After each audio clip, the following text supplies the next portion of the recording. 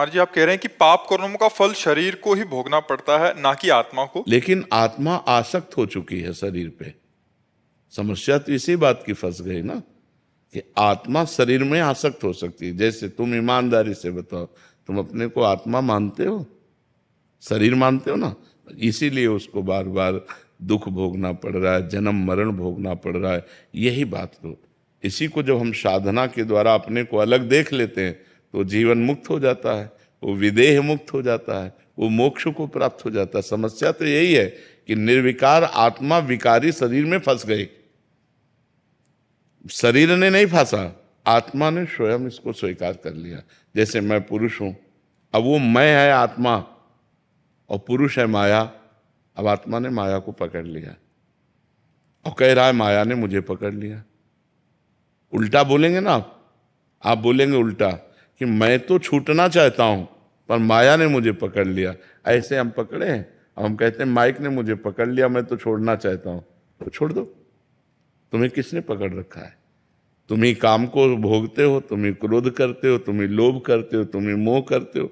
तुम्हें किसने पीड़ा दी? तुम जब इच्छा करोगे तब आएगा, ऐसे थोड़ी काम आ जाएगा। आप विषयों का ध्यान करोगे, विषयों का चिंतन करोगे तो काम आ जाएगा।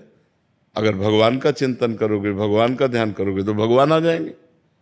तो हमारी गलती हो गई है। इसी गलती को मिटाने के लिए हमें मानव देह मिला है। हम खूब नाम जप करें, शास्त्र स्वाध्याय करें, गंदे आचरणों का त्याग करें, पवित्र भोजन करें, समाज को सुख देने वाले कार्य करें, किसी को दुख न दें।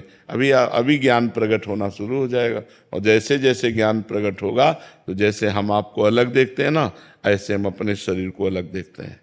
जितना दूर आप हैं उतने दूर शरीर है, हम शरीर नहीं है। ये अनुभव होता है शुद्ध ज्ञान से। वो अंदर का होगा, वो बातचीत की बात नहीं है। बातचीत के कहोगे तो उससे काम नहीं चलेगा। वो अंदर की आपकी अनुभूति होनी चाहिए।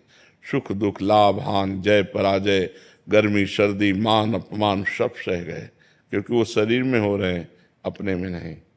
पाप और पुण्य, कर्ता और भोक्ता, ये सब हमारी गलती से हो गया। हमने गलती से अपने को स्वीकार कर लिया शरीर। अब ये गलती ऐसे मिटने वाली नहीं कि मैं शरीर नहीं हूं, इतने से थोड़ी निपट जाएगा। अब इसके लिए तपस्या करनी पड़ेगी, साधना करनी पड़ेगी। तो तपस्या क्या है? आए हुए काम के ताप को सह जाना, क्रोध को सह जाना, समाज के द्वारा दी हुई प्रतिकूलता को सह जाना, खूब नाम जप करना, भगवान से प्रार्थना करना कि हमें शुद्ध ज्ञान दो, तो भगवान ज्ञान दें। सोई जानई जे देहु जनाई, और जानत तुम्हें तुम्हें हो जाई। जिसे भगवान अनुभव करा देते हैं वो भगवत स्वरूप हो जाता है, वो साक्षात भगवान का स्वरूप हो जाता है। महाराज जी पूर्व में पाप किए हैं, आपने लिखा कि अभी नवीन शरीर में इसका भोग क्यों करना पड़ रहा है? मतलब क्योंकि आप ही हो ना। आत्मा तो पूर्व में भी वही थी। मान लो जैसे आप पैजामा कुर्ता पहन के हमें पीड़ा दें और पैंट शर्ट पहन के घूमे, तो जब हम रिपोर्ट करेंगे तो पिटोगे तो तुम ही ना, तुम्हारा पैंट शर्ट थोड़ी बचा लेगा।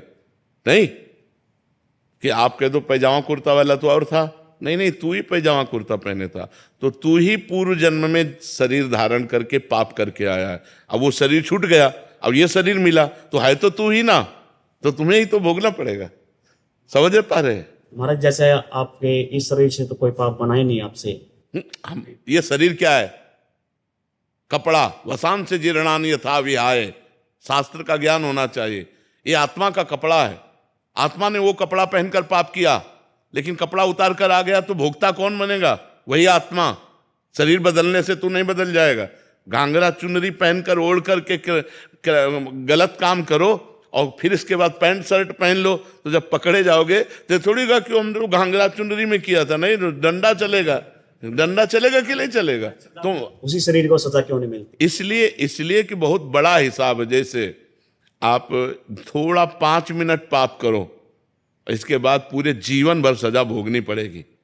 तो अगर हम प्रश्न करें कि 5 मिनट पाप किया तो 5 मिनट सजा दे दो, पूरे जीवन क्यों सजा भोगनी पड़ेगी? यही इसीलिए कि पाप कर्म का फल बहुत लंबा होता है। तो अनेक जन्मों से हम पाप करते चले आ रहे हैं। तो मनुष्य जैसे ये जन्म है, अब तुम्हें छूट है। अब आज तुम कोई पाप कर डालो, तुम्हें अभिदंड नहीं मिलेगा, तुम्हें पीछे का अभिदंड भोगना पड़ेगा। जो पीछे करके आए पाप पुण्य, उसको भोगना पड़ेगा। अभी पाप कर रहे हो, आपका पुण्य का नंबर लगा हो तो आप बहुत सफल होते चले जाओगे। तो आपको लगेगा कि पाप कर्म कर रहा हूं, बड़े मौज से रह रहा हूं।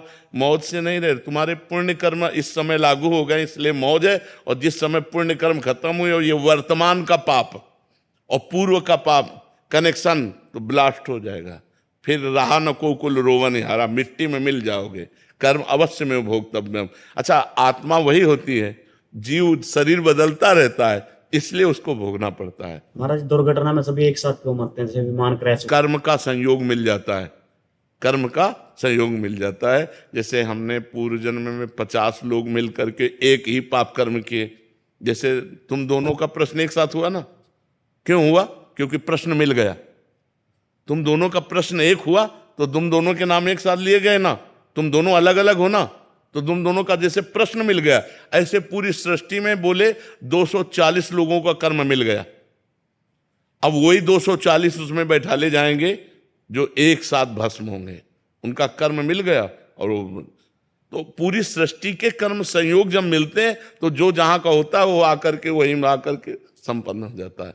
बड़ा सिस्टम विचित्र है, सरकारी सिस्टम है, क्योंकि भगवान त्रिकालज्ञ है ना, वो सब देख रहे हैं। इसलिए बहुत होश से कर्म करो, बहुत संभल संभल कर कर्म करो, पाप कर्म ना बनने पावे।